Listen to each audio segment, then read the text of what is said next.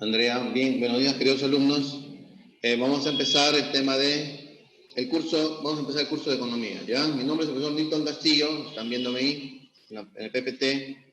Vamos a llevar en este ciclo intermedio Elena, Lía, Camila, Ángela, Joel, buenos días con todos, el curso de economía y educación cívica, ¿ya? Bien, ¿cómo vamos a enfrentar este curso? Bien. Vamos a querer que sea más dinámico, o sea, donde exista bastante participación del alumno, preguntando, acotando, ¿no? De repente ustedes tienen por ahí un ejemplito más adicional que el profesor, puede ser este ejemplo, profesor, y esto se puede dar, etcétera, ¿no? Pregunten, pregunten y pregunten, ¿ya?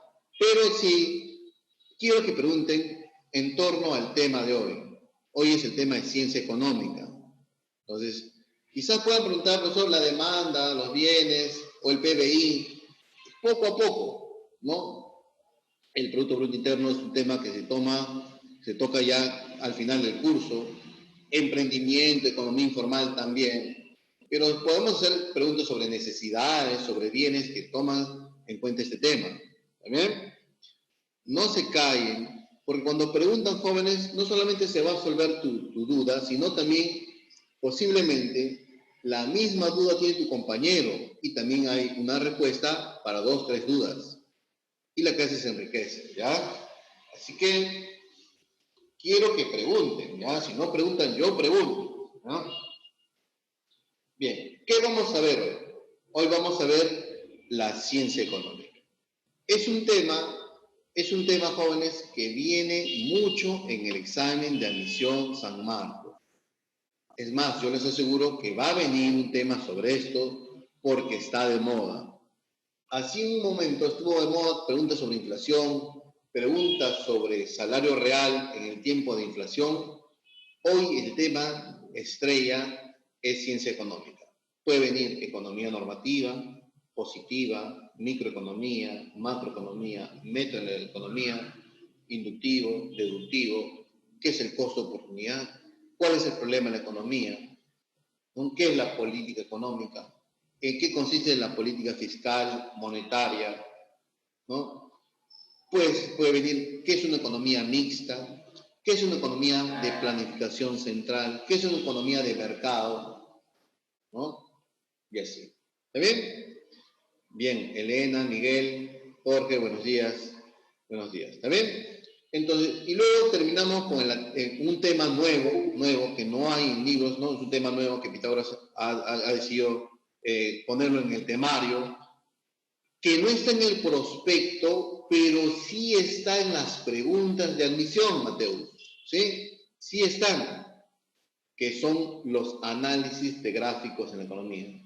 Gráficos en torta, ¿han visto una circunferencia dividida en sectores? ¿Han visto? ¿Sí? Bien, análisis de barras, ¿han visto? ¿No? Diagramas de barras, ¿no? Columnitas seguidas, ¿no? Series de tiempo, que viene bastante, serie de tiempo, ¿no? Un análisis de la data, de los datos, conforme al tiempo. Y por último, diagrama de dispersión para ver la relación, la interdependencia entre dos variables. Por ejemplo, ¿qué relación tiene el salario de la familia con el consumo de esa familia? ¿Hay una relación directa, indirecta? ¿Cómo sacamos eso, profesor? Y así, ¿ya? ¿Han entendido? ¿Sí? Bien, entonces, sin más preámbulos, empezamos. ¿Qué es la economía como ciencia? La ciencia económica es la ciencia social que estudia la mejor manera, la manera más eficiente de satisfacer sus necesidades, como sociedad, como familia, como gobierno. O sea, la economía como ciencia, ¿ya? Nos enseña dos cosas: que los recursos que tiene una sociedad para poder utilizarlos y satisfacer las necesidades de esta sociedad son escasos. Son escasos, ¿por qué? Porque quedan muy cortos a semejante necesidad de carácter ilimitado. ¿Entiendes? Por ejemplo, ¿hay Amazonía en el mundo? Sí. ¿Se extrae la madera? Sí. Pero la madera para producir papel, muebles, ¿ya? Fogatas, ¿sí? Es de stock limitado. Entonces, si yo quiero producir más libros y producir más muebles y producir más calor por fogatas, me va a ser imposible. ¿Por qué? Porque las necesidades son ilimitadas, ¿no? Y este recurso que es madera implica que si yo dedico más producción a libros, sacrifico producción en muebles. Entonces, la economía como ciencia es la ciencia que nos ayuda a administrar, a gestionar los recursos escasos para poder satisfacer necesidades ilimitadas. Hay economías de hogares, hay una economía empresarial y una economía de gobierno. Por ejemplo, si fuéramos gobierno y yo tengo un presupuesto para el próximo año y ese presupuesto vendría a ser el recurso con que yo cuento como gobierno y quiero invertir, como parece que va a ser así, más en salud y educación, entonces, para yo invertir más en estos dos sectores, muy importantes para la economía, para la sociedad, tendría que desatender o destinar menos recursos a otros ministerios, como cultura, como, por ejemplo, a transporte, como al interior o defensa. ¿Y por qué lo hago, profesor? Porque el recurso es escaso y las necesidades son ilimitadas. Entonces, los economistas que asesoran a los gobiernos dicen, ¿no? ¿Cuál es la mejor manera de asignar ese recurso? De la mejor manera de sacar el máximo provecho a ese recurso escaso para cuando nos enfrentamos a una necesidad ilimitada. ¿Se entiende? Entonces, la economía parte de la escasez, pero una escasez económica. ¿Qué se entiende por escasez económica? Que el recurso es escaso y las necesidades son limitadas. Aquí hay una dualidad, un versus, un recurso escaso, necesidades ilimitadas. Siempre ustedes escuchan, ¿no? La plata nunca alcanza. Pero si ganas bien, amiga, es que pasa lo siguiente. Si ganas bien, gastas más. Ya no compras celulares chinitos, o no, ¿qué chinitos? Olvídate de los chinos, ¿no? Ya no compras celulares de una marca menos reconocida, o no se compra celulares o carteras o zapatos de prestigio. Entonces, nunca el recurso va a poder cubrir todas tus necesidades. Y a eso se radica las necesidades son limitadas, porque la manera de satisfacer necesidades siempre van a mejorar, siempre van a salir nuevos productos, mejores diseños, más costosos, y yo voy a comprar de estos conforme voy ganando más. Al final me doy cuenta que si yo quiero satisfacer lo último, siempre va a quedar corto mi presupuesto. A eso se llama escasez. Eso es como persona, como familia, como empresa, como gobierno, sucede lo mismo. ¿Sí? ¿Tiene sentido el concepto? ¿Ya? ¿Se entiende? Johan, Mateus, José Luis, Miguel, Salón de Varones, ¿no? No, acá hay Elena también, ¿sí? Lía, ¿se entiende? Sí. Ahora, muy bien. ¿Por qué es una ciencia? Es una ciencia porque tiene un método de estudio. Como toda ciencia, partimos del análisis de la realidad, observamos la realidad, formulamos hipótesis, desarrollamos la hipótesis, terminamos en una ley, luego terminamos un modelo y una teoría general. ¿Ya? Tiene campo de acción, tiene objeto de estudio, ¿no? ¿Sí? Tiene un lenguaje propio, es una teoría, una ciencia fáctica que estudia hechos reales, no imaginarios. Eso es la economía. ¿Ya? Bien. Y dicen algunos teóricos, ¿no? Que eso que les gusta estudiar, la teoría económica, los profesores económicos, dicen que la economía es una ciencia joven, relativamente joven, porque adopta ese título de ciencia con la obra de Adam Smith, el padre de la economía, Riqueza de las Naciones, donde ahí Smith aplica los métodos de la observación, de la formulación de hipótesis y el famoso método inductivo que estaba de moda en sus tiempos. ¿no? El método inductivo. De casos particulares va a inferir su teoría general. Y él pone el ejemplo, ¿no? Yo cuando era niño, como quedé huérfano de mi padre, salía por las calles y tuve la suerte de vivir en una zona industrial en Escocia, Glasgow. Y cuando me metía a los talleres, me llamó mucha la atención cómo se fabricaban los alfileres. Y vi que una persona cortaba el alambre, el otro le sacaba la punta, el otro hacía la cabecita y otra persona envolvía en docenas en una lámina de papel y otras las almacenaba en una caja ya para los inventarios, para el stock, para el almacén. Observé que cuando pasaba el tiempo, el que cortaba el alambre lo hacía más rápido. El que sacaba la punta del alfiler lo hacía más rápido. Miren, observación particular y dice lo siguiente, ¿no? La riqueza de una nación se va a fundamentar en la división del trabajo. ¿Te das cuenta? O sea, cómo Smith, de la observación de hechos particulares, ha inferido una teoría general. Que la riqueza de una nación se fundamenta en la división del trabajo. ¿Ya? Ese es el famoso método inductivo. ¿Ya? Bien, entonces las sociedades, ¿no? Tanto ricas y pobres, nos vamos a enfrentar a la famosa escasez. Los recursos son escasos para semejantes necesidades ilimitadas. Por ejemplo, este es petróleo. Extraemos el petróleo para satisfacer energía a la industria, automóviles, maquinarias pesadas, ¿sí o no? Al final, el petróleo va a quedar muy corto para semejante demanda. Entonces, si yo produzco petróleo para convertirlo, ejemplo, en gasolina, estaría renunciando al petróleo que calienta los hornos de las panaderías. Por eso decimos que a semejantes necesidades ilimitadas, el recurso queda chico. ¿Hay recursos, profesor, que son abundantes? Sí, pero eso no es objeto de estudio de la economía. La partida de nacimiento de la economía es que partimos de la escasez económica, de la escasez relativa, que toma dos conceptos. Recurso escaso frente a necesidades ilimitadas. Bien, ahora, cuando hablamos de recursos, pues hablamos de la naturaleza, hablamos del trabajo y hablamos del capital. Y la combinación de estos recursos nos va a generar los bienes y servicios.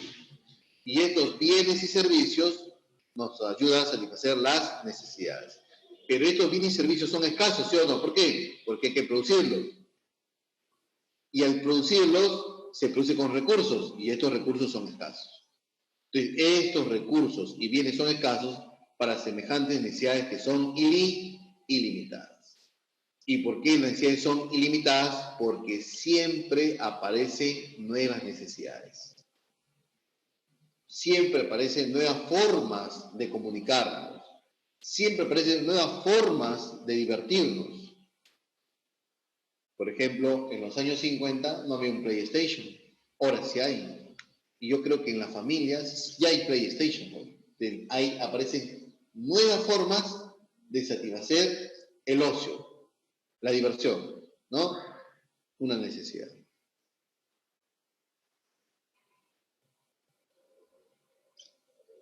Bien, ahora, esta parte de tangible e intangible, pues sí, no solamente tú satisfaces necesidades con bienes que puedes tocar, por ejemplo, con servicios. La educación es un servicio intangible. ¿Está bien? Una consulta médica es un servicio intangible.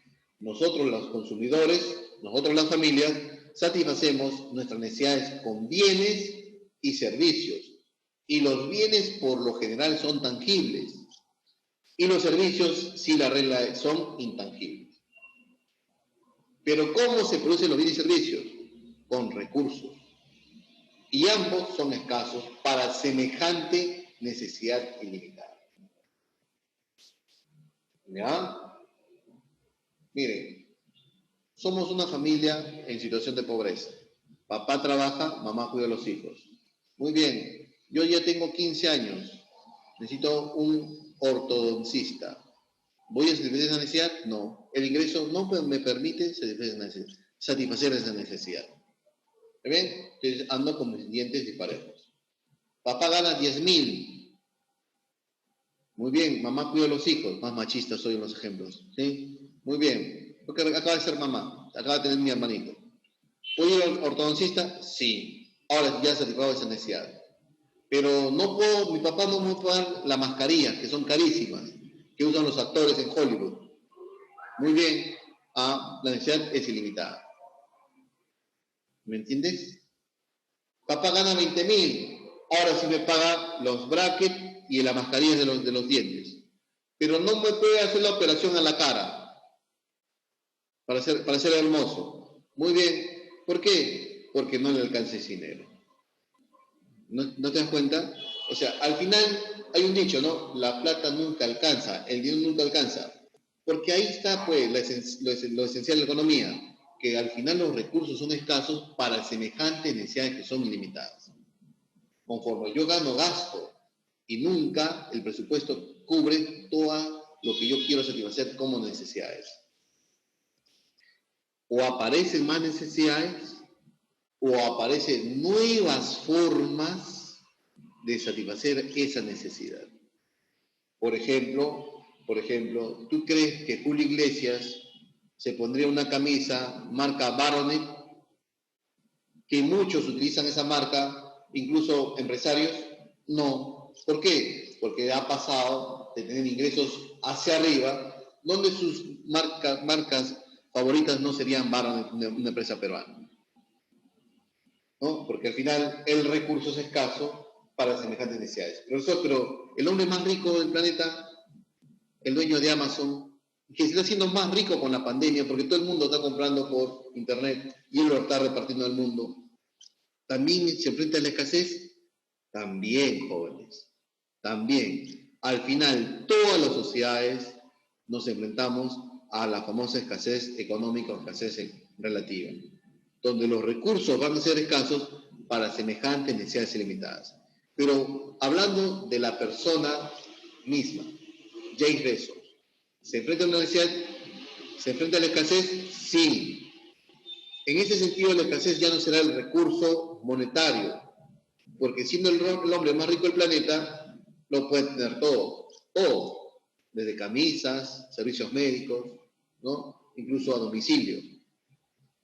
Pero esos hombres sienten una escasez de tiempo. Hombre ocupado muchas veces viaja por el mundo y sacrifica horas de pasar en familia. ¿Me entiendes? ¿Se entiende? Entonces, para ellos, el recurso llamado tiempo es escaso. Entonces, ¿no hay ningún país que sufra de escasez? No, al contrario. Todas las sociedades se enfrentan a una escasez relativa. El presupuesto público de Estados Unidos es tan grande, dicen, es tan enorme, o sea, lo que gasta el gobierno en Estados Unidos es tan enorme, que si tú pones $1 sobre $1, llega a la luna, la altura de $1 sobre $1. Imagínate cuánto gasta Estados Unidos en su presupuesto público. ¿Ya? Ahora, pregunto, el presupuesto público de Estados Unidos asigna a educación, salud, investigación, deporte, cultura, tecnología, agricultura, comercio exterior y así. Muy bien, ¿él puede gastar más en todos los sectores? No, porque ahí el dinero también es escaso, el recurso es escaso. Entonces, darle más a educación, ¿qué implica? Darle menos a transporte. ¿Sí? Sí, yo te entendí. O sea, sí, Mateo, te entiendo la pregunta, ¿no? Que todas las sociedades nos enfrentamos a la escasez. Por ahí alguien viene de la selva, de ahí hay escasez de recursos, ¿sí? No hay dinero. Hay pocas empresas que yo pueda ir a trabajar ahí.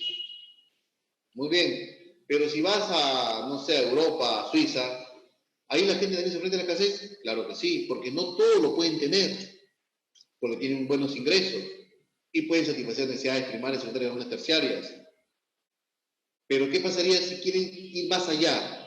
Por ejemplo, ya no tener un Volvo como auto, sino un Lamborghini. Pueden comprarlo ahorrando, pero ¿qué implica eso? Sacrificar otro tipo de necesidades. Y ahí radica la escasez. Un recurso escaso frente a necesidades ilimitadas.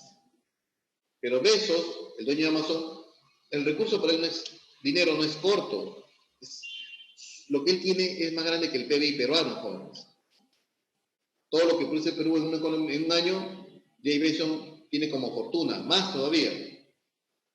Entonces, ¿qué es para él el recurso escaso? Algunos dicen la vida eterna, ya la vida. Dos, el tiempo.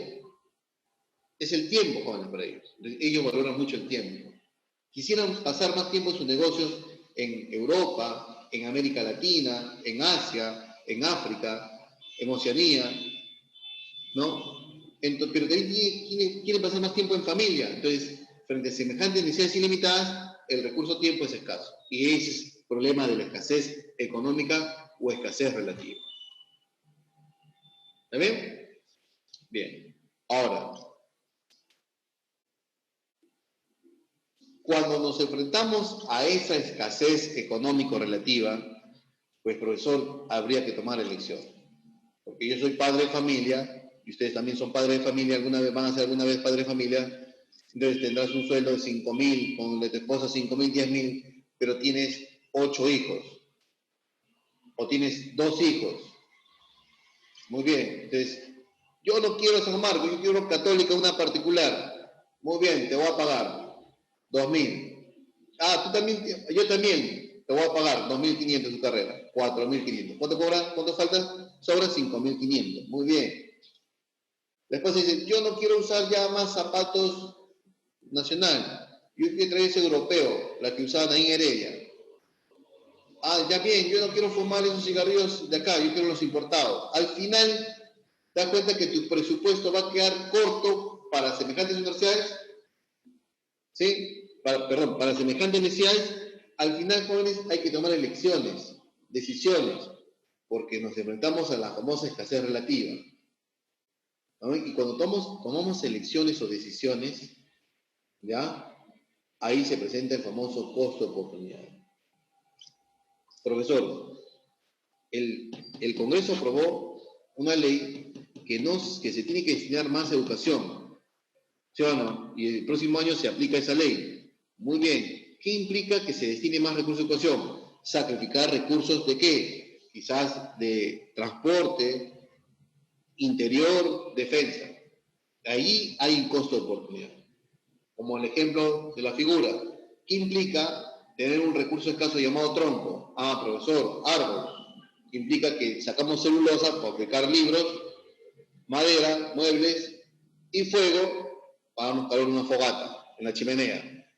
Entonces, ¿por qué yo tengo que elegir? Porque no todo lo puedo tener, pues. ¿Y por qué no todo lo puedo tener? Porque mis necesidades son limitadas frente a los recursos que son escasos. Entonces, ¿por qué elegimos? Porque hay escasez. ¿Ya? ¿Pero qué escasez? Escasez relativa. Necesidades ilimitadas, recursos escasos. Y cuando tomamos decisiones, como por ejemplo decidimos la educación, renunciamos a esta y a esta. Esta fue mi primera elección. Pero como estamos bajo cero, esta fue mi segunda elección. Y esta ha sido mi tercera elección. Entonces, si yo tomo una decisión, renuncio a estas dos. ¿Cuál es el famoso costo de oportunidad? Definición de costo de oportunidad. Es la segunda mejor opción rechazada. Entonces sería dejar de tener calor por las noches.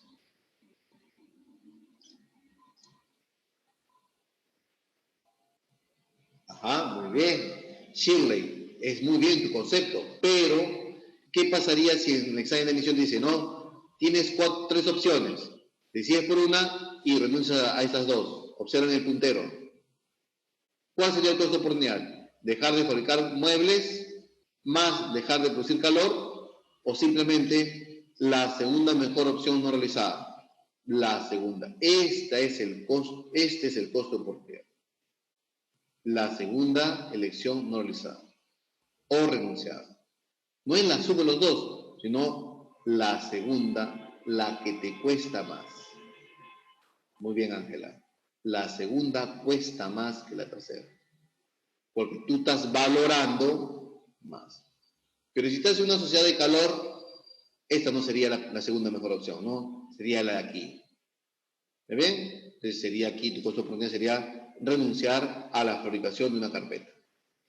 ¿Ya? Cada uno tenemos diferentes costos de oportunidades, jóvenes. Cada sociedad tiene diferentes costos de oportunidad. Bien, entonces, ¿qué es el costo de oportunidad? Aquello que se renuncia por tomar una decisión. ¿Está bien?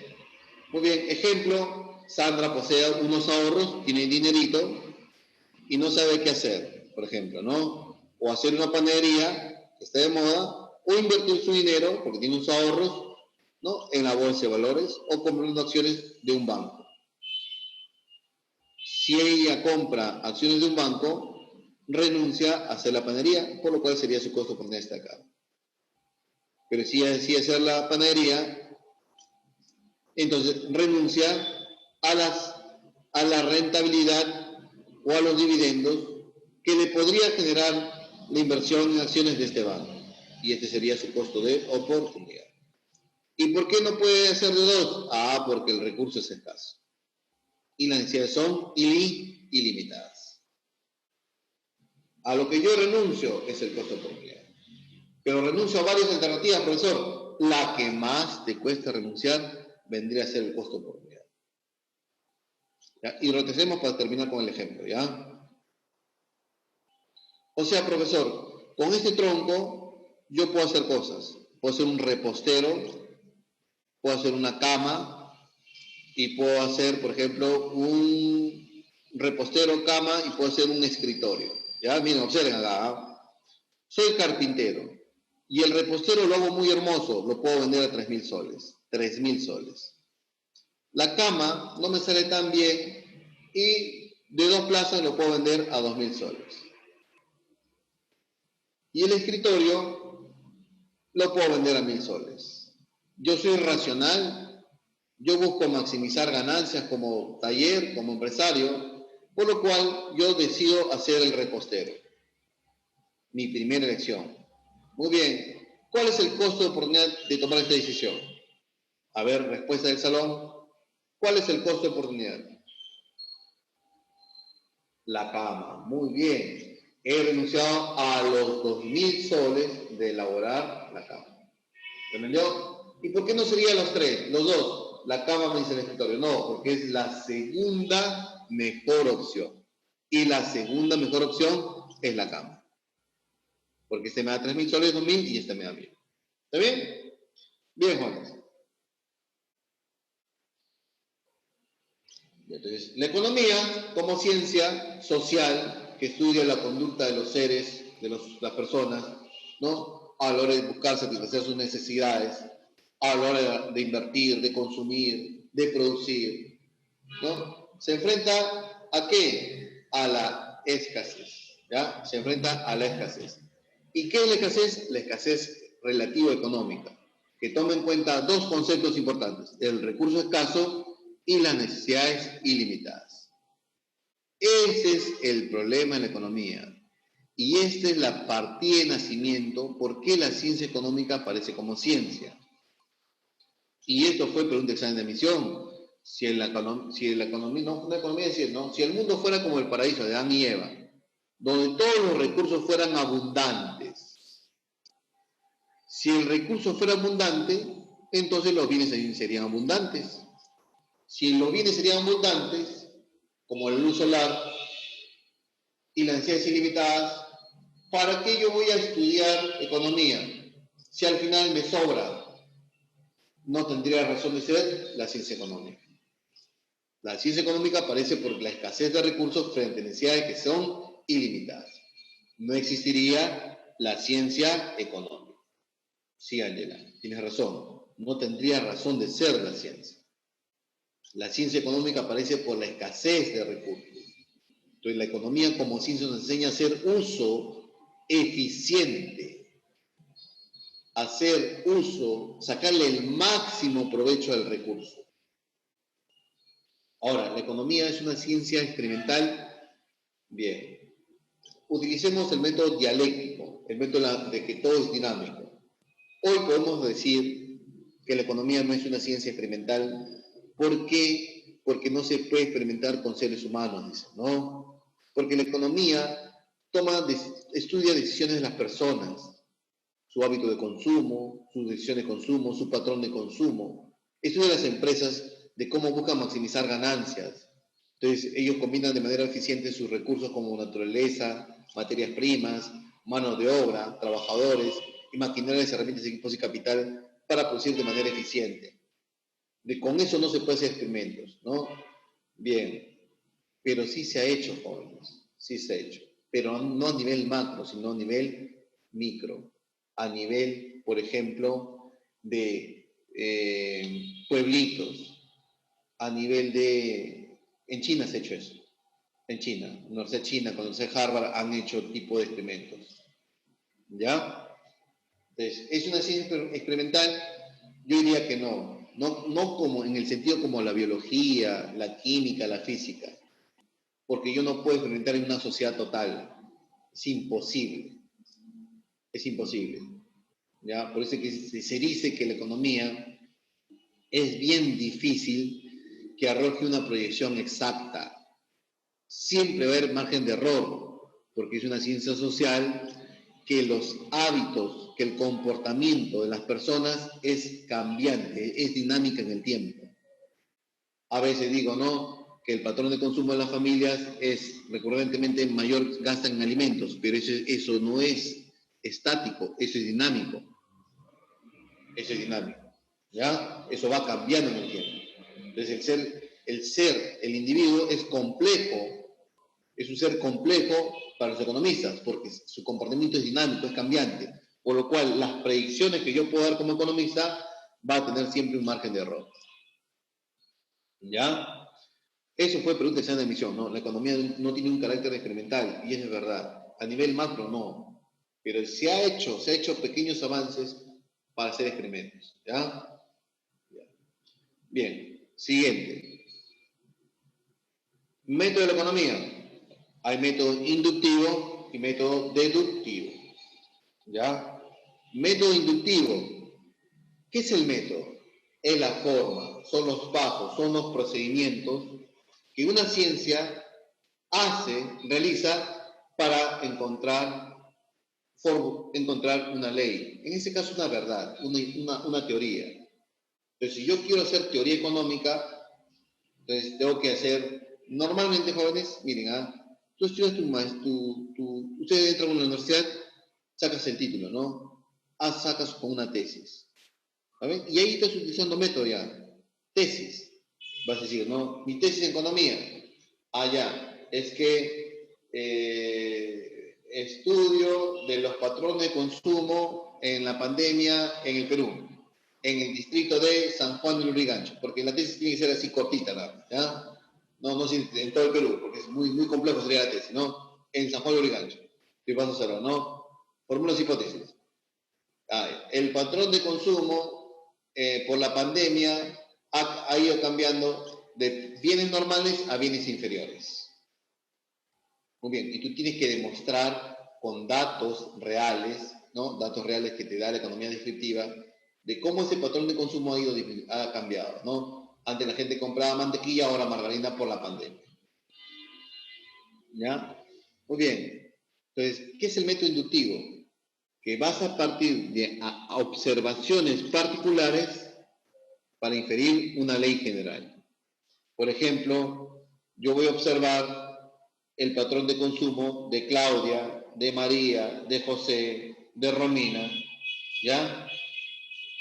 Y luego voy a formular una hipótesis general, una hipótesis.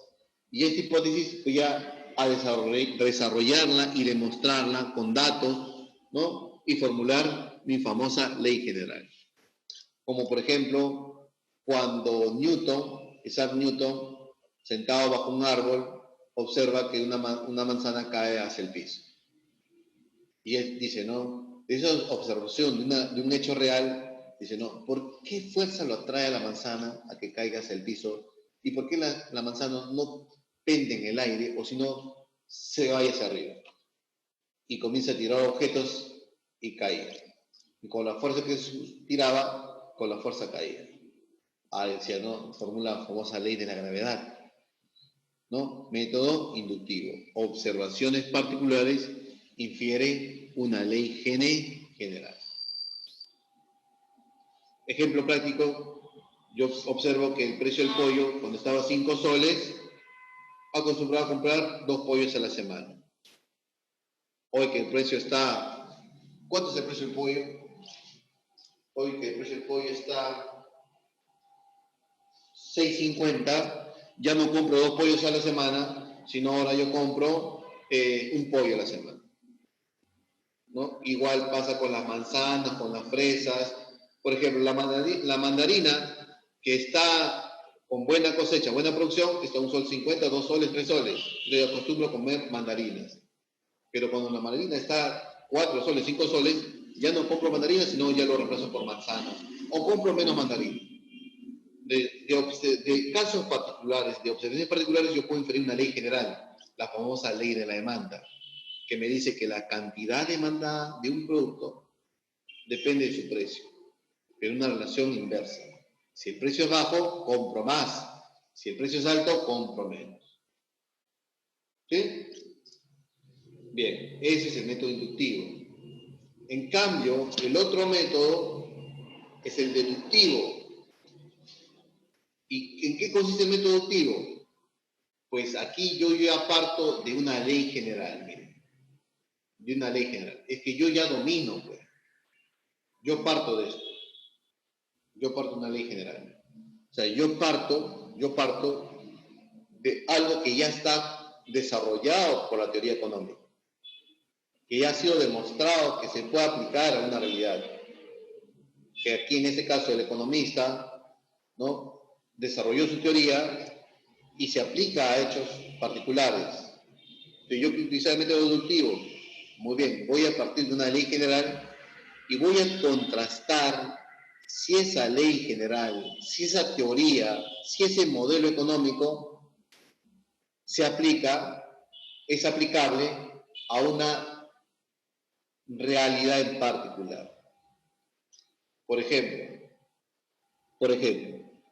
si yo parto de una ley de la famosa teoría cuantitativa del dinero, que me dice que la inflación es un fenómeno monetario, que es provocada por el exceso de dinero, ¿no?, en la economía. Es que de pronto el Banco Central utilizó la maquinita y el gobierno emitió mucho dinero a través de gasto público y eso genera inflación. Eso aquí me enseña la teoría cuantitativa. Y esta teoría cuantitativa ha sido formulada ya años atrás. Y yo voy, por ejemplo, al África de safari y por ahí me comentan que Etiopía tiene una fuerte inflación más que Venezuela. Entonces yo a priori puedo decir, muy bien, vamos a ver si se puede corroborar la teoría cuantitativa de Milton Friedman a esa realidad de Etiopía, el método deductivo.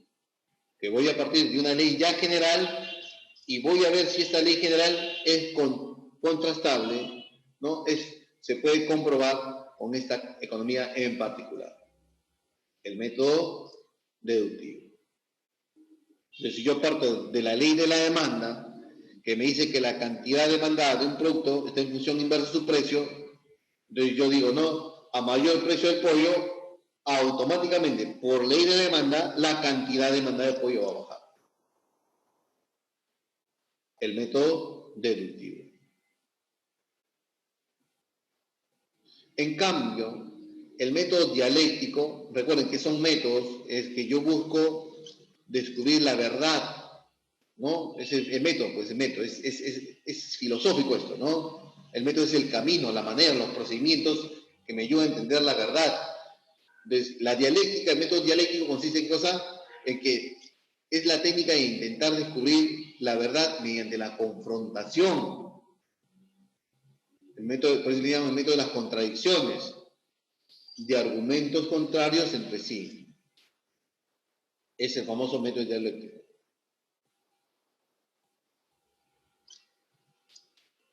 ¿Ya? La idea principal en la dialéctica, o el concepto principal, se llama tesis.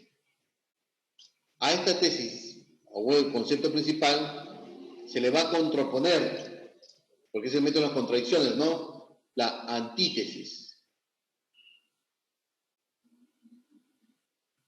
¿Ve? Y luego va a aparecer como especie de una conclusión, una síntesis. Es una nueva forma de entender las cosas, las ideas.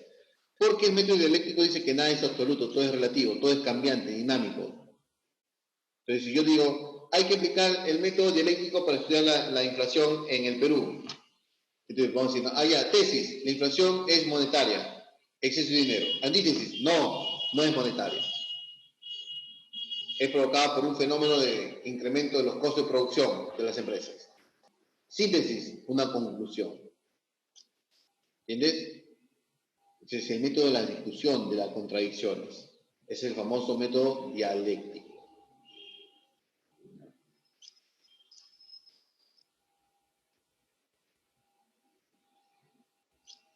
Para Carlos Marx, ¿no? Para Carlos Marx, dicen que la economía, hace un estudio histórico de la economía, ¿no? Que el capitalismo se ha desarrollado a partir del siglo XV, XVI, hasta nuestro siglo XIX, hasta donde vivió él, ¿sí? Y que siempre estaba en una constante confrontación entre quién, entre el capitalista y el obrero. ¿Ven?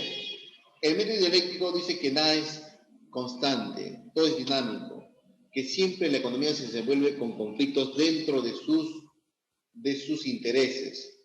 El capitalista quiere ganar, el obrero quiere más salarios. Y esa confrontación, esa lucha social hace el desarrollo de la economía. Pues si no, que es la técnica que intenta descubrir la verdad mediante la confrontación, mediante las contradicciones que se engendran en la historia. Entonces, Carlos Marx, ¿cuál es la confrontación? La lucha de clases. La famosa lucha de clases.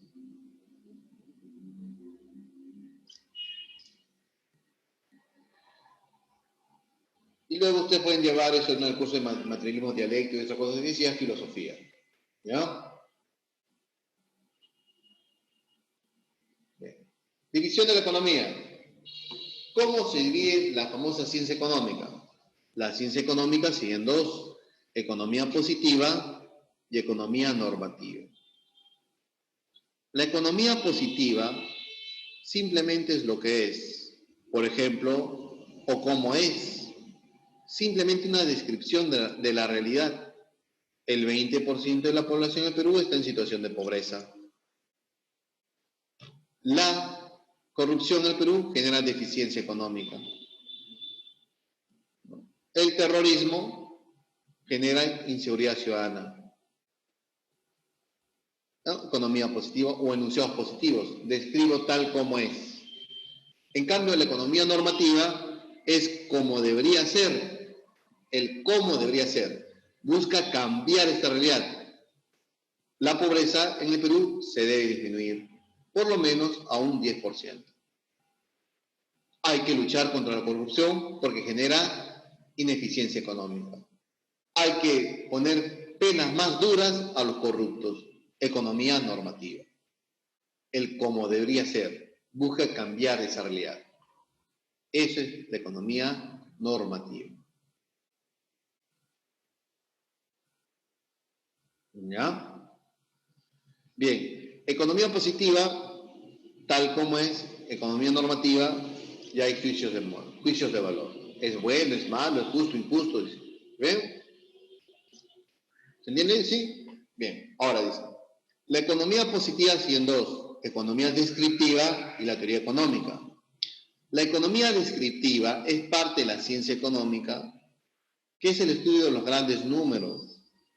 O sea, utiliza la estadística como ciencia, porque recolecta información, porque procesa información, recolecta datos y procesa información. Por ejemplo, nosotros sabemos, y eso lo sabe el presidente Vizcarra, que las exportaciones hace 3, 4 años casi alcanzan el 50.000 millones de dólares, casi araña el 50.000. Iba a ser un récord histórico. Pero ¿quién calculó eso? O sea, ¿quién fue al Ministerio de la Producción, al Ministerio de Agricultura? ¿Quién midió la producción de papa, la exportación de papa, la exportación de textiles, exportación de oro, cobre, plomo, estaño y zinc, para llegar a semejante información que casi alcanzamos los 50.000 millones de dólares? Muy bien, INEI. Entonces, INEI, ¿qué hace? Un trabajo arduo de recolección de datos y nos procesa la información en una línea. Casi llegamos a los 50.000 millones de dólares. ¿Se entendió? O sea, la economía descriptiva es aquella economía que estudia la economía en sí, los hechos de la economía, pero a través de sus estadísticas, de sus grandes números, como las exportaciones, como el desempleo, como la importación, como el PBI, como el PNB, como la producción de libros, producción de servicios médicos, y así. En cambio, la teoría económica nos enseña, ¿no? Elabora, ¿no? De por qué, cuáles son las causas y consecuencias de los hechos y fenómenos económicos. O sea, aquí hay una formulación de hipótesis, de leyes, de modelos, que nos van a ayudar a entender, a explicar, a predecir los hechos y fenómenos económicos. Pero para yo elaborar teoría económica y formular mi hipótesis y validar esa hipótesis y concluir con una ley general, tengo que demostrar que es válida la hipótesis. Y utilizo como herramienta, como insumos, los datos que me proporciona la economía descriptiva. Si yo digo lo siguiente, voy a formular una hipótesis, ¿no? Formulo la hipótesis, que datos, el 20% de la población es pobre. Voy a explicar por qué el 20% de la población es pobre. Ahí comienzo a explicar. Y voy a encontrar la causa de la pobreza en el Perú. Y formulo mi hipótesis, ¿no? La principal causa de la pobreza en el Perú es la falta de educación. Ah, muy bien. Entonces yo tengo que corroborar esa hipótesis, ¿sí o no? Voy a estudiar a las familias pobres en el Perú y voy a ver su grado o nivel de educación. ¿Dónde saco ese dato? De INEI, que es el oficial de hacer la economía descriptiva. Y voy a hacer una correlación, ¿no? Aquí pongo la pobreza y aquí pongo el nivel de educación. Muy bien, ¿qué relación debe haber? A ver, ¿qué relación debe haber? Si están ahí todos a ver. Si mi hipótesis es, la pobreza hay cuando hay menos educación. Entonces, si hay menos educación, hay mucha pobreza, ¿sí o no? Por aquí. Ah, muy bien. Y conforme yo le doy más educación, la pobreza tiende a qué cosa? A disminuir. ¿Sí o no? Y ese es el famoso diagrama de dispersión.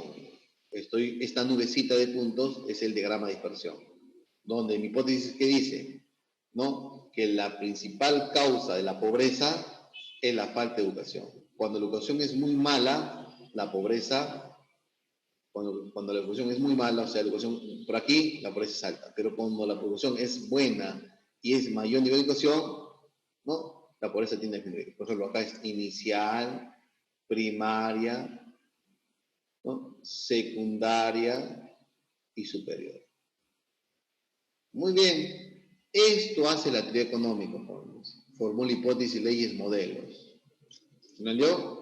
Pero yo, ¿cómo voy a demostrar, cómo voy a corroborar que este es validez? Validez mediante las matemáticas, mediante las estadísticas. Entonces, ¿quién me insumo? La economía descriptiva.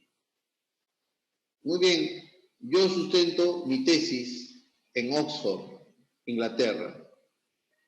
Muy bien. Y al año siguiente gané el Nobel con esta tesis. Muy conocida en el mundo.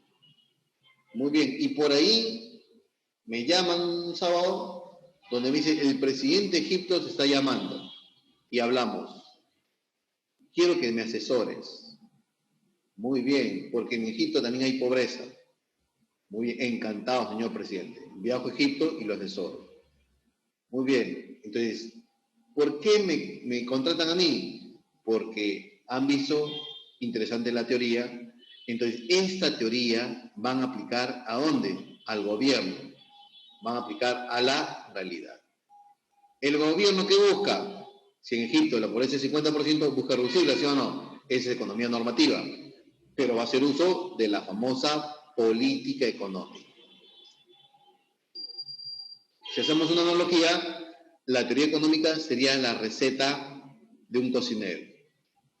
Y la utilización de esa receta en la cocina sería la política económica, que es el uso de la teoría económica, es la aplicación de la teoría económica a la realidad. Si mi doctorado o mi PhD, mi tesis de doctorado o PhD, dijo que hay que invertir en educación por reducir la pobreza, entonces ¿yo qué aplico aquí? Esta teoría de la realidad. ¿No? Beca 18 en Egipto.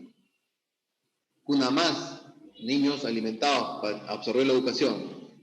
Y poco a poco voy a ver que la pobreza en Egipto va disminuyendo.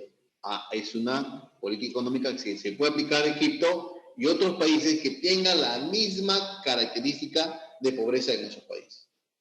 ¿Esta teoría se puede aplicar en otro país y el resultado puede ser adverso? Sí, porque no toda la teoría se puede aplicar a todas las realidades. ¿Ha entendido? Como por ejemplo, hay teorías socialistas, ¿sí o no?, que buscan el desarrollo económico de un país, pero se ha aplicado en Venezuela y eso ha sido adverso a su economía. Pero me imagino que si se aplicase en otros tipos de economías, podría desarrollarse ese país. ¿Ha entendido? ¿Se entiende? Entonces, ¿qué es la economía normativa? Lo que debe ser. ¿Y qué es la política económica? El conjunto de medidas que adopta el gobierno para alcanzar un objetivo. Si el objetivo era bajar la pobreza, pues hay que bajar la pobreza mediante la política económica. ¿Pero qué hacemos uso qué? De la teoría económica. ¿Se entiende? Ahora, miren, la teoría económica sigue en dos, micro y macro. No vayas a pensar que micro es pequeño y macro es grande, no. Micro es individual, de uno, individual, y macro es general.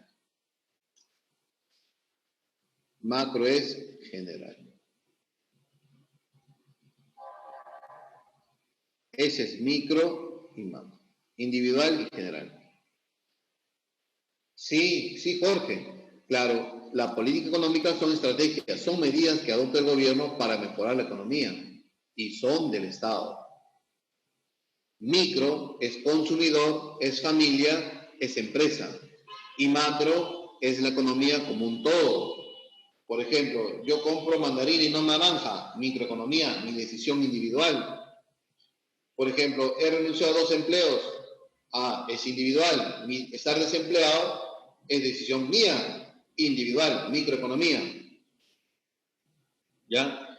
Yo decido importar un celular de China y no comprarlo en Entel, decisión individual, microeconomía. ¿Está bien? ¿Pero qué estudia la macroeconomía? Los agregados económicos. Estudia esto de acá, la sumatoria de todo lo individual, que sería ya lo general. ¿Qué estudia la microeconomía? A las familias, a su consumo, sus preferencias, a las empresas, en minimizar costo de producción, en nivel de producción, de Kentucky, de Sapolio, ¿no?, de Ayudín, ¿no?, a los mercados monopólicos, oligopólicos, competencia perfecta. Esa es parte del estudio de la microeconomía. ¿Qué estudia la macro? al PBI, al PNB, al PNN, a la inflación, al desempleo, a la exportación, importación, crecimiento económico, recesión económica, desarrollo económico. Esa es parte de la macroeconomía. Por ejemplo, si yo quiero hacer un estudio de el efecto pandemia en el empleo del Perú, esa es macroeconomía. Y voy a dar como dato que casi 4 millones de personas han perdido su empleo. En el Perú ha sido casi 3 millones. Entonces, esa es macroeconomía. Pero mi desempleo, porque yo decidí no trabajar este año, ese es micro, es decisión individual. La informalidad, buena pregunta, ¿no? Buena pregunta. ¿La informalidad es micro o macro? Depende, profesor. Si usted estudia la informalidad como país, macro, pues. Pero si usted estudia la informalidad en la venta de golosinas, más o menos, microeconomía, porque estamos estudiando, haciendo un análisis individual. La inflación, macro, porque la inflación es el incremento continuo y sostenido del nivel general de precios de una economía, de los precios de los bienes y servicios. Pero si yo estudio la evolución de los precios del pollo en el mes de enero, febrero y marzo, eso es microeconomía, análisis individual. Si yo estudio las ganancias de Kentucky Fried Chicken en el mundo, por más grande que sea Kentucky, esa es microeconomía, porque entonces es cierto.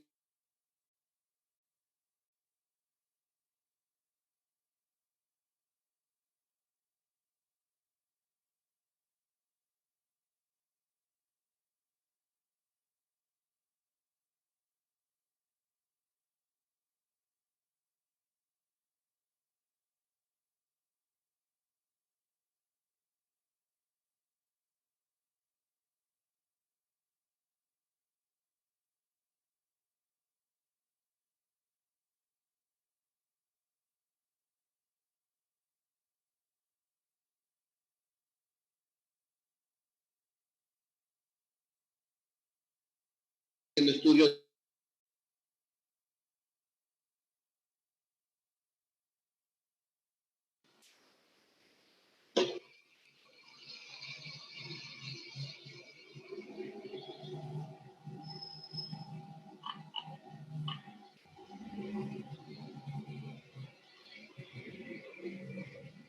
Bien. Hola, hola, hola. ¿Se escucha? ¿Se escucha? Se fue, se cayó como esos son los riesgos que la clase es online, pues, ¿no? Parece que el internet se fue y me botó, pero ya volví a entrar. Me quedé en Kentucky ya, muy bien. Por ejemplo, si yo quiero estudiar las ganancias empresariales de Kentucky Fried Chicken, que es la transnacional americana de comida rápida, ¿quién lo estudia? ¿La microeconomía o la macroeconomía? La microeconomía. ¿Por qué? Porque voy a estudiar a una empresa individual. Si yo quiero estudiar las ganancias de Telefónica, voy a estudiar la producción de Telefónica en el Perú, ¿quién estudia eso? La microeconomía. Por más grande que sea Telefónica, estudia la empresa, microeconomía.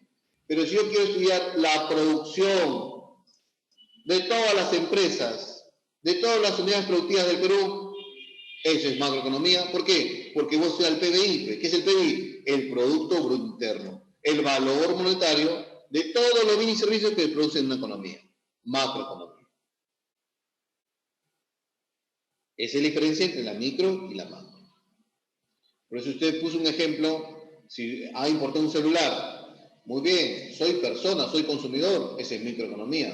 Pero la importación total del país, del Perú, esa es macroeconomía. La macro surge con Keynes. Con Keynes, ¿no? Con Keynes. Dice que Keynes es el padre de la macro, que así no viene examen de emisión, jóvenes, ¿ah? No viene sin examen de emisión. Esa emisión es un poquito más pensado. Así viene en Villarreal, ¿no? Villarreal, bueno, padre de la macro, padre de la micro, ¿no? Ya cambió también Villarreal. No es datero, ya ahora era datero, ya cambió Villarreal también. ¿Sí? Más es los conceptos que tengo, ¿no? Por ejemplo, a ver, ¿quién estudia? Micro o macro. el consumo de pescado en Chorrillos, micro macro. Eso es un micro, ¿no? ¿Por qué? Uno, porque es pescado, análisis individual. Entonces yo quiero hacer el consumo de las familias en el Perú, macro, porque es ya todo general.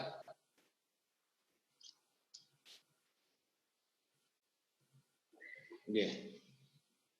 Bien. Continuamos, ¿ya? Bien. Ahora, vamos a saltar.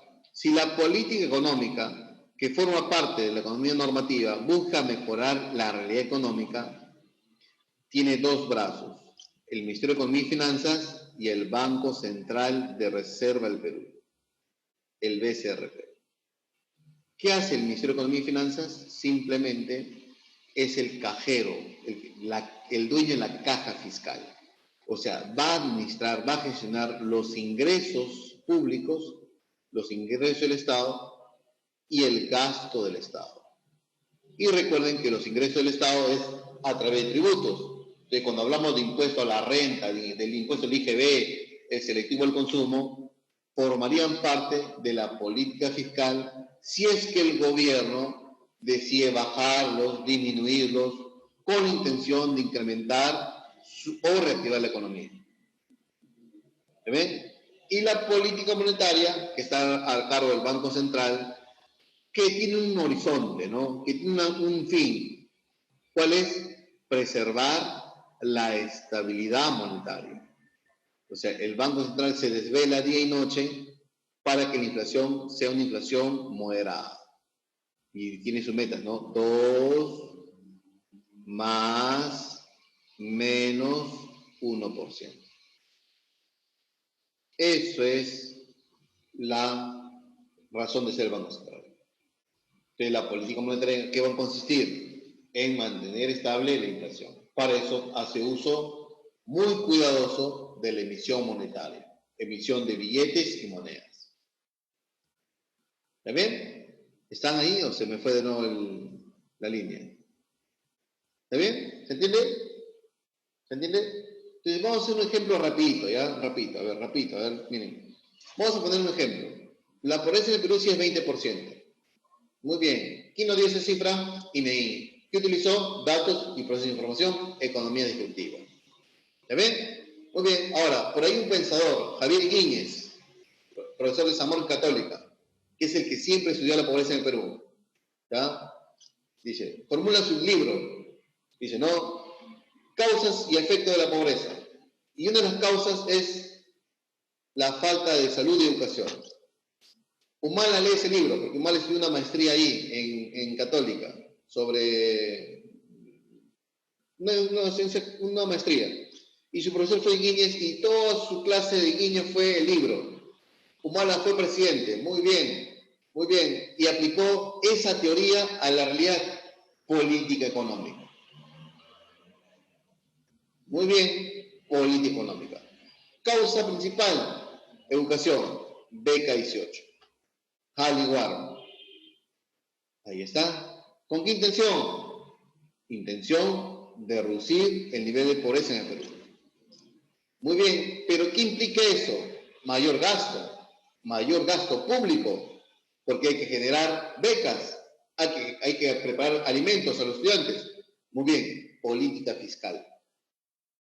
Ahí viene tu respuesta, Jesús. Política fiscal. Humala, cuando entró, no le paró el macho a los mineros. Ustedes están ganando mucho, dijeron, porque en ese tiempo los minerales están por el cielo, los precios internacionales. Muy bien, ahora sí, es hora que te aportes con el Perú. Y hubo un consenso, pagar un poquito más de impuestos, más cambio. Muy bien, el gobierno tiene más recursos y puede gastar más en programas sociales. Pero ahí está Julio Velarde, el presidente del Banco Central. Humala, me estás gastando mucho. Eso puede provocar inflación, pero no te preocupes que yo voy a, de alguna otra manera, corregir ese exceso de dinero. ¿Para qué? Para poder cumplir mis metas explícitas de inflación. Ahí está el Banco Central. Cuando hablamos de política fiscal, vamos a hablar mucho de los ingresos del Estado y los gastos que tiene el Estado. ¿Y el Estado de dónde recauda ingresos? De los tributos. impuestos, tasas y contribuciones.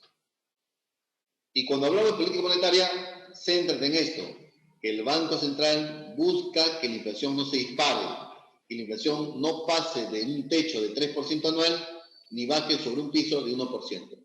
A eso se llama las metas explícitas de inflación. Para eso tiene que ser muy meticuloso, muy cuidadoso de la emisión de dinero, para que no suba la inflación. Porque se fundamenta en la famosa teoría cuantitativa del dinero. Y la inflación es un fenómeno monetario. Y si es expansivo y contractivo, pues eso podríamos explicarlo en una clase de política económica, ¿no? Pero expansivo significa que se busca el crecimiento económico. Por ejemplo, la pandemia ha hecho que el PIB caiga a un 40%. O sea, estamos teniendo recesión, jóvenes. La producción, el aparato productivo en el Perú se ha paralizado, se ha enfriado, y lo que se producía ha caído. Entonces, cuando la producción cae, las empresas despiden y se genera desempleo. Entonces, si hasta agosto sigue cayendo, prácticamente entramos en una recesión. Si 6 meses cae el PBI, recesión. Esa es la definición técnica de recesión. Si en 2 trimestres consecutivos el Producto Bruto Interno de un país cae, eso se llama recesión. Y eso significa que la producción está cayendo y se generan más desempleos. Sales despedido. Muy bien, el gobierno aplica su política económica de Reactiva Perú. ¿En qué consiste? En incentivar la producción. Ahí está el MEF. De pronto, exoneración tributaria. No se le va a cobrar los impuestos a la micro y pequeña empresa. No se le va a cobrar el impuesto de la renta a los trabajadores independientes. ¿Para qué? Para que tengan mayor cantidad de dinero y puedan consumir más. Pero por ahí también echa mano el Banco Central. Dice, muy bien, hay que generar un ambiente de confianza. Yo sigo manteniendo los precios. Yo sigo teniendo la estabilidad monetaria. Pero voy a darle al MEF. ¿Cómo? Inyectando liquidez. Voy a hacer que las tasas de interés del mercado tiendan a bajar. Ojo, que la tasa de interés del mercado no lo fija el Banco Central, pero puede incidir a que baje.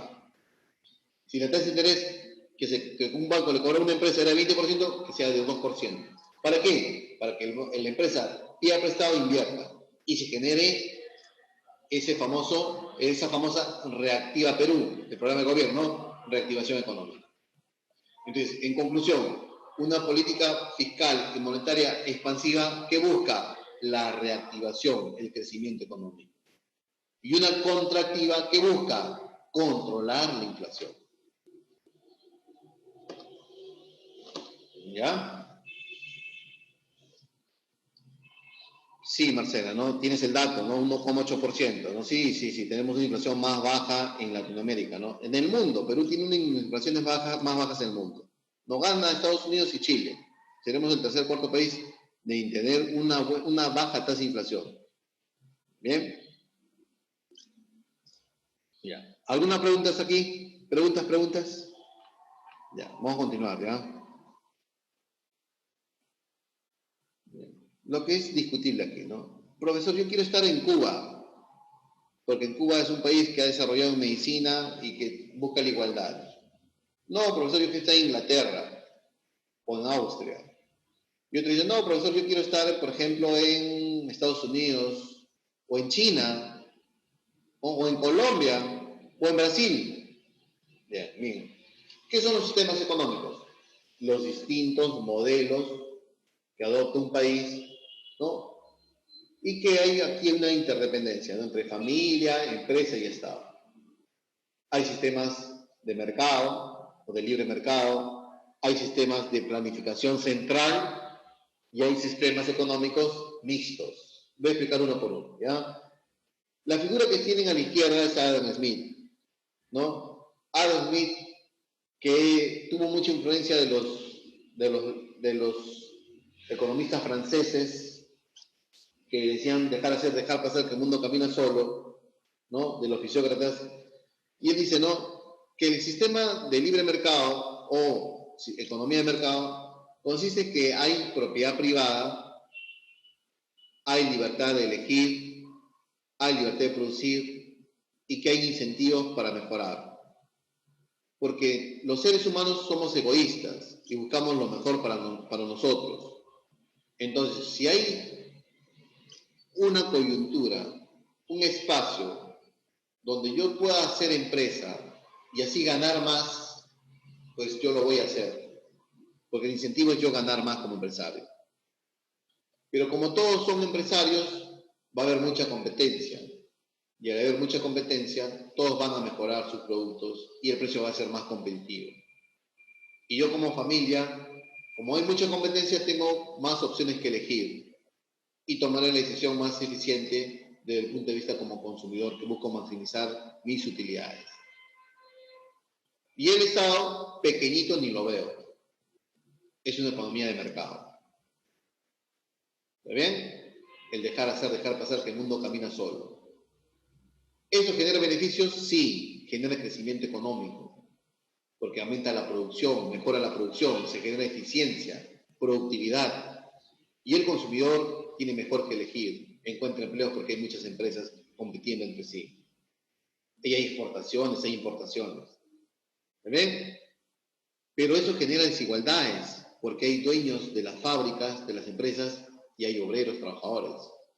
Pero al final genera riqueza, que se va a repartir de forma desigual, pero se reparte riqueza. En cambio, Marx, con su economía socialista, como la ex-URSS, dice que no, yo lucho contra la propiedad privada, porque la desigualdad social se debe a que hay propiedad privada. Entonces yo como pensador, como economista, digo que la economía planificada o de planificación central busca la igualdad por encima de la libertad. Entonces yo como gobierno, que voy a implementar un gobierno socialista, una economía socialista, voy a estatizar la empresa privada y yo como Estado voy a ser dueño de empresas. Y todo lo que se produzca va a ser por decisión central, por decisión pública, por decisión del gobierno. Entonces yo como gobierno te voy a decir, como Estado te voy a decir qué champú utilizar, en qué cantidades, cómo lo voy a elaborar y para quién lo voy a elaborar. O sea, esas tres preguntas de la producción, qué producir, cómo producir y para quién producir, en una economía centralizada o de planificación central, lo responde el propio Estado. Porque el Estado planifica la producción.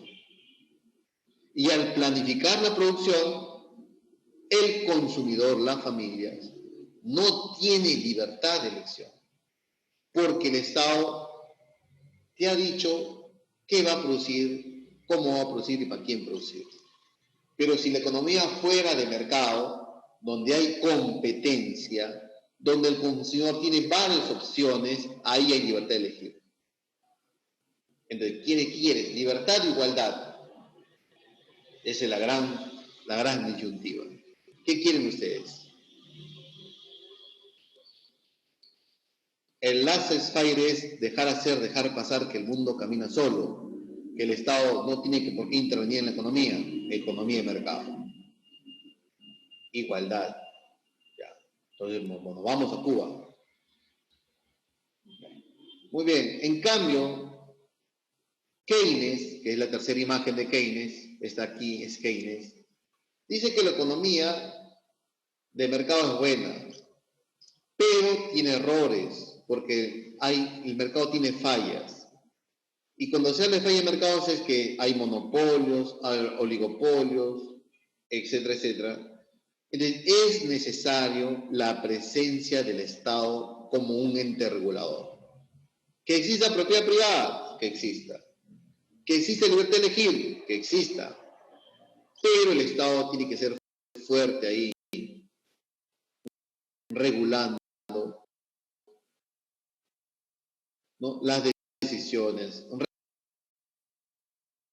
regulando la economía, mediante normas, mediante leyes, mediante organismos reguladores, etcétera, etcétera.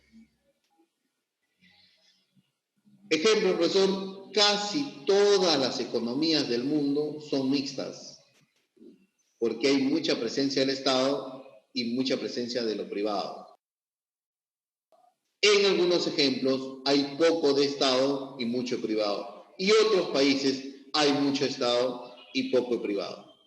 O en otras palabras, en algunos países el Estado es pequeño, poco importante, y en otros países el Estado es grande y muy importante.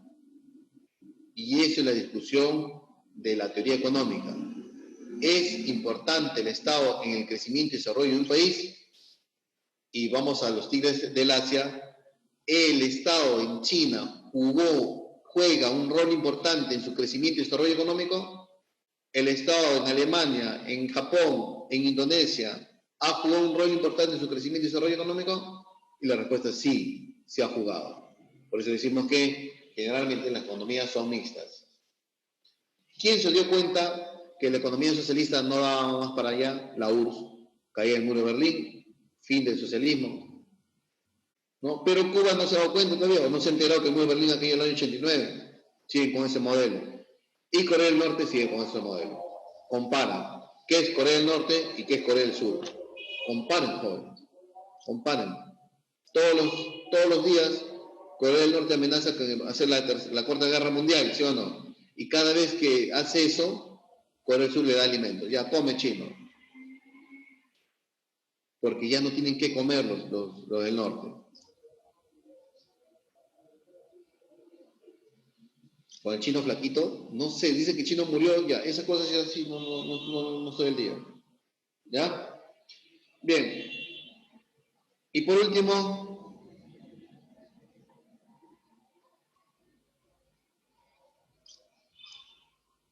BTS murió. Ya. Miren, ese es el resumen. En conclusión, en una economía de mercado son las empresas que distribuyen la riqueza. En una economía socialista es el Estado que distribuye la riqueza y busca la igualdad. En cambio, una economía mixta es la empresa que distribuye la riqueza, pero es el Estado que hace la redistribución de la riqueza cobrando impuestos a los que más tienen. ¿Ya? Ya, no se distraigan. Bien, continuamos aquí. Uso de gráficos de una economía. ¿Ya? Uso de gráficos de una economía.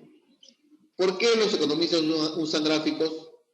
Y no solamente economistas, sino todas las carreras. Porque es más fácil de entender, es más visual y por los ojos entra todo, dice. ¿Ven? El primer gráfico es el gráfico en pastel o pie. Ahí está. Donde ¿qué se recomienda? No más de 7 u 8 sectores. Mira, 1, 2, 3, 4, 5, 6, 7. 7 sectores. Ahí está. Si me dicen venta por vendedor, asumimos que se vende más, porque tiene más áreas, ¿sí o no? ¿Quién es? Navarro. ¿Quiénes siguen? El rojo, Linares. Fácil de entrar. ¿Ya? Fácil. El siguiente, este por vendedor puede ser, por ejemplo, productos exportados a Europa. Cobre, oro, textiles, metal mecánicos y así. ¿Ya? Ese es el famoso pastel. El segundo es el gráfico en barras. El gráfico en barras generalmente se hace en un plano cartesiano. Plano cartesiano. Aquí tendríamos, por ejemplo, el nivel de exportación, X, y aquí el tiempo. Pero también podríamos hacer un gráfico en barras de la figura anterior. El nivel de ventas, pero acá las personas, los nombres de las personas. Podemos darnos así, ¿no? Una barra acá de Mario, eso es lo que vende Juan, esto es lo que vende Rocío, esto es lo que vende Joel, y así, ¿no? Y los colores aquí. Y la leyenda es esta, ¿no? La leyenda sería un cuadrito acá, y Rocío sería rojo, Juan sería negro y así. Por ejemplo, aquí está la leyenda, esta es la leyenda. Esto se llama leyenda. ¿Ya? ¿Se entendió? ¿Por qué es importante por ejemplo, en este ejemplo, evolución de las exploraciones peruanas, un gráfico en barras. ¿Por qué no se hizo esto acá? Porque el gráfico de barras, si la variable es tiempo, podemos ver las tendencias. Y la tendencia del 2012 es que ha caído hasta 2015. El 2015 al 2016 nos recuperamos y la tendencia se ha subido.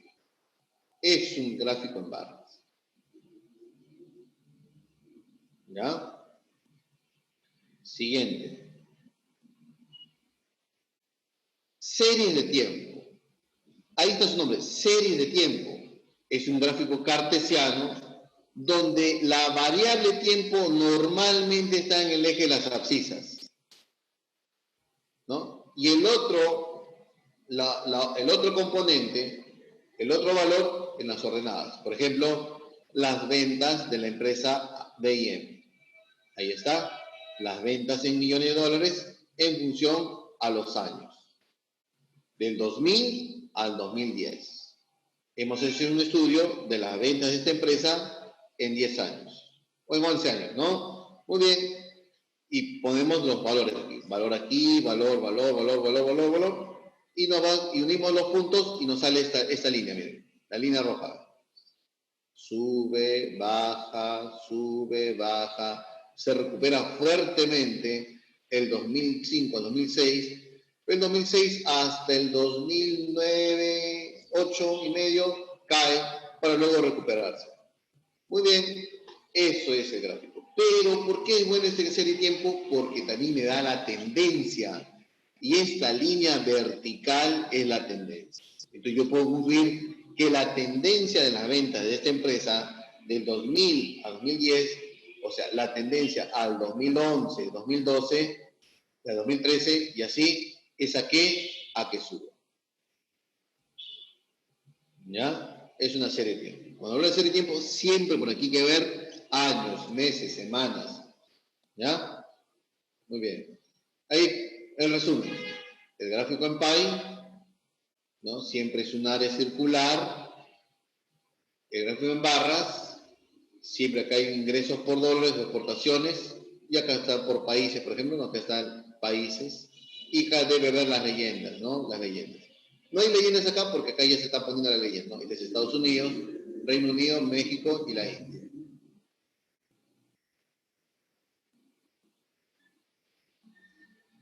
Claro. Sí, eso es teoría, que la economía no crece linealmente ni exponencialmente, hace irregularidades, crece, baja, crece, baja. Lo importante es la tendencia. La tendencia debe ser a subir. ¿Ya? Muy bien. Y la gráfica de serie de tiempo siempre toma la variable tiempo, y aquí tienes la otra variable. En ese caso es índice de productividad. En Estados Unidos es. Y te das cuenta que de 1950 al 2000 la productividad tiende a aumentar. Pero si nosotros hacemos un corte transversal de estos 10 años, podemos ser así. En estos 10 años la tendencia fue así. Bajó, subió. Pero cuando yo saco la tendencia, es que ha aumentado, ¿sí o no? ¿Se entiende? Sí, y ahí sí se el resumen de esto.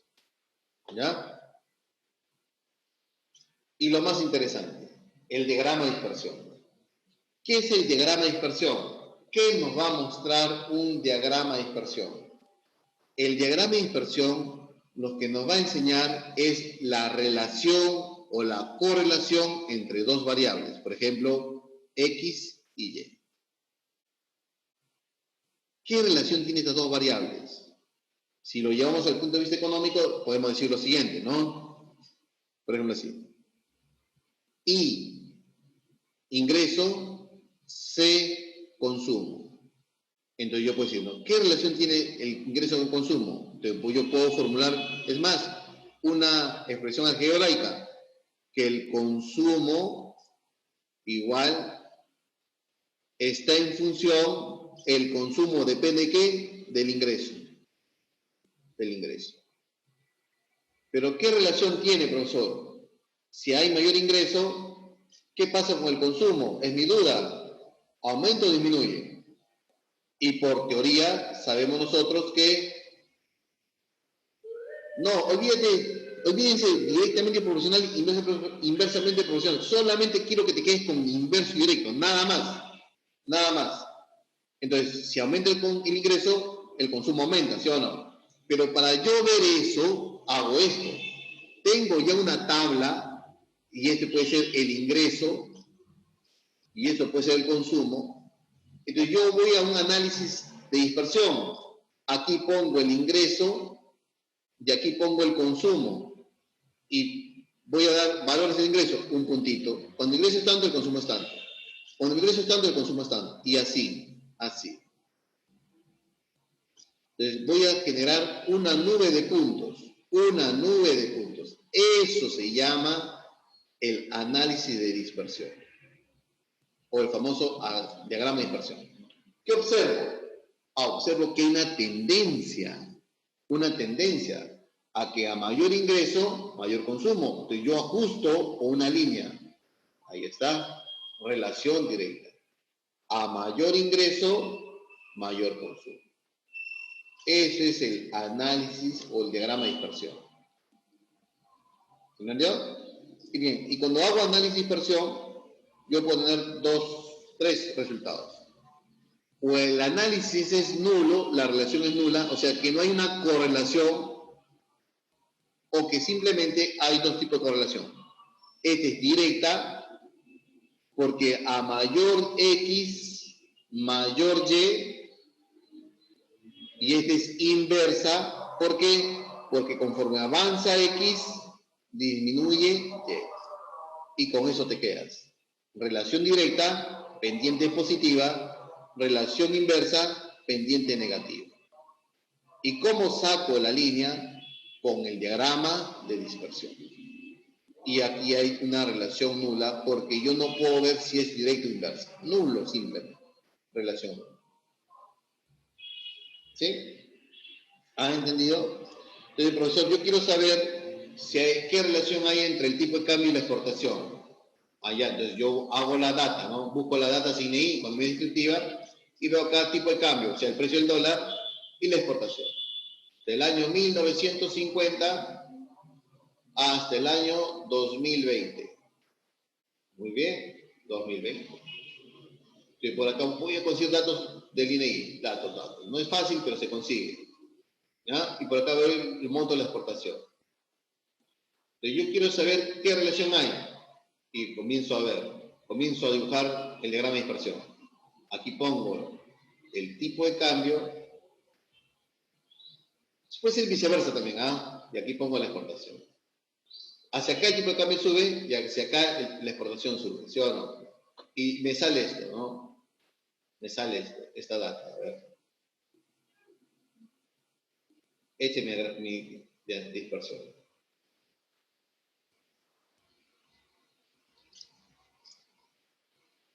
¿Veo alguna tendencia? Sí, profesor, la tendencia es que se está yendo hacia la derecha, ¿sí o no? Ajusto esto, muy bien, muy bien. ¿Qué puedo concluir? ¿No? Que la exportación está en función al tipo de cambio. Si a mayor tipo de cambio, mayor exportación, ¿no? Diagrama de dispersión.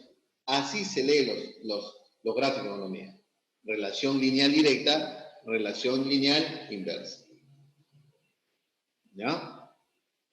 ¿Preguntas? No. Recuerden, sí. Este es perfectamente elástico y esto vendría a ser perfectamente inelástico. Pero ese es en demanda. No estamos tomando precios ni cantidades, simplemente estamos tomando dos valores de dos variables. Nada más. Yo quiero que entiendan esto, ¿no? Cuando la pendiente es positiva, uno aumenta y el otro aumenta. Cuando la pendiente es negativa, relación inversa, uno aumenta y el otro disminuye. Y eso te va a servir hasta cuando te mueras, porque esto se estudia en psicología, porque todas las carreras usan gráficos, jóvenes. Usan gráficos. ¿Ya? Bien, jóvenes. Ha sido todo por hoy. La una nos gana el tiempo, el salón anterior me ha ganado el tiempo. ¿Dónde las claves las daré la siguiente semana? ¿Ya? La siguiente semana. Para irme ya. ¿Alguna duda, pregunta? ¿Qué no quedó claro? Entonces, si ustedes van a observar, hay preguntas. Miren, hay una pregunta aquí. Miren, hay una pregunta aquí de gráficos. Hay una pregunta aquí de gráficos. Hay dos preguntas de gráficos. ¿Ya? Entonces, utilicen su criterio, ¿no? ¿Qué pendiente tiene esta? Ah, positiva, profesor. Ahí está la dudadita, ¿no? Entonces, cuando el ingreso personal aumenta, el consumo personal aumenta. ¿Es lineal? Es lineal, ¿no? Pregunta de examen de admisión. Ya. Contractiva y expansiva, le explico. Lo que pasa es que va a venir un tema de política económica, jóvenes. O sea, no se desesperen. ¿Ya? No se desesperen. ¿Ya? Voy a terminar con este tema, ¿no? Vamos a pasar 5 minutos nada más, ¿ya? Miren, ¿cómo se aplican los gráficos en la economía? Y viene examen de emisión, si te he demostrado dos gráficos, ya que ahí viene examen de emisión, ya ha venido más, ¿ya? Miren, este es el costo de producción de una empresa y esta es la producción de una empresa. En este caso es una panadería. Producen bizcochos y este es el costo total o los costos que implica producir bizcochos. Ustedes saben que es un costo fijo, ¿sí o no? El costo fijo es el costo que incurre la empresa que es independiente al nivel de producción. Si la producción es cero, el costo fijo ya es costo fijo. Si la producción es 1.000.000, el costo fijo sigue siendo costo fijo, ¿sí o no? ¿Cómo lo grafico? Ajá. Lo grafico significa que una línea horizontal. Aquí, si la producción es cero, aquí el costo fijo es 100. Pero si la producción aumenta 80, como es fijo, sigue siendo 100. Ahí está, ese es el costo fijo. Es el gráfico, miren. Independiente al nivel de producción. En cambio, el costo variable para fabricar bizcocho es la harina, la mano de obra, los preservantes. Entonces, el costo variable es, conforme yo voy a aumentar mi producción, el costo variable tiende a aumentar. Una relación directa, por eso pendiente positivo. ¿Se entiende?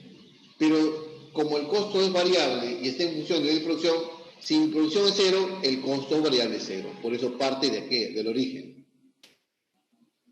Y ustedes saben muy bien que el costo fijo más el costo variable que te da el costo total. Profesor, ¿cuánto es el costo total si mi producción es cero?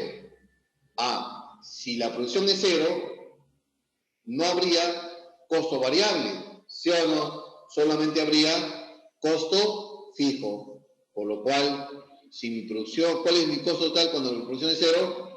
Igual al costo fijo. Por eso el costo total parte de este 100, que vendría a ser el costo fijo. Esos son análisis de la interpretación de gráficos. Y Villegas lo ha hecho igual, idéntico, miren. Ya, olvídate costo marginal. Ya, el costo marginal no está aquí. Sí, sería sí, pero ya no. Ya sería otro tema de costo. ¿Está bien? Bien, tarea para la casa. Miren, esta es la curva de Engel. Este es el ingreso de la familia. Este es el ingreso de la familia. Y este es el consumo del producto. ¿Ya? Muy bien. Miren, miren. Ingreso, consumo. Ingreso, consumo. Pregunto, si esta es la curva de Engel, pregunto, ¿qué me refleja esta curva de Engel? Ah, fácil, profesor. Aquí yo puedo ver la relación directa, que a mayor ingreso, mayor consumo de ese bien. ¿Y cómo se llama ese bien que cuando tú ganas más, compras más de ese bien? A ver, este es un bien normal. Clase de bienes de acuerdo a sus ingresos. Tema de bienes, un bien normal. ¿Se ven? Bien. Profesor, pero en la de abajo es también la curva de Engel. Y acá está renta o ingreso, que es lo mismo en economía, y acá está el consumo del bien X. Y la curva de Engel me sale así, de esta manera. Pregunto, ¿qué bien es este? Análisis gráfico. Analice el gráfico. Cuando el ingreso aumenta, el consumo de ese bien baja. Pero cuando el ingreso baja, el consumo de ese bien aumenta. A inversa. Muy bien, Laura, muy bien. Muy bien. Pregunto, ¿qué bien es ese?